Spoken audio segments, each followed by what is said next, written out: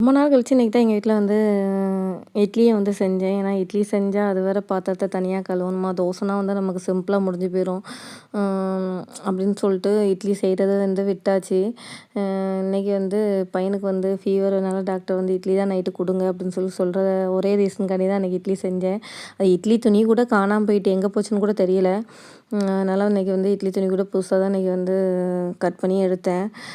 அப்புறம் வந்து அதுக்கு வந்து தொட்டுக்க வந்து தேங்காய் சட்னி தான் செஞ்சேன். பொட்டுக்கடல ஃபஸ்ட்டு போட மறந்தாச்சு. அப்புறம் ஞாபகம் வந்தால் மறுபடியும் பொட்டுக்கடல போட்டு அரைச்சேன். எனக்கு வந்து சுட சுட நல்லா இட்லி வச்சு தேங்காய் சட்னி அந்த காம்பினேஷன் தான் ரொம்ப பிடிக்கும். என் ஹஸ்பண்ட் வந்து தேங்காய் சட்னி சாப்பிட்டாலே வந்து நெஞ்சு கறிக்குது வேணாம் அப்படின்னு சொல்லுவாங்க. அவங்களுக்காண்டியே வந்து தேங்காய் சட்னின்னு ஒன்று செய்கிறதே வந்து விட்டாச்சு. மேரேஜுக்கு அப்புறம் பிள்ளைங்களுக்கு என்ன பிடிக்கும், ஹஸ்பண்டுக்கு என்ன பிடிக்கும், அவங்க என்ன சாப்பிடுவாங்க அப்படின்னு சொல்லி இருந்தது. உனக்கு என்ன பிடிக்கும்னு சொல்லி அவங்களும் கேட்கவும் மாட்டாங்க. நம்ம வந்து ஞாபகத்தில் வைக்கிறதும் கிடையாது. ஸோ இன்னைக்கு அவங்க இல்லை.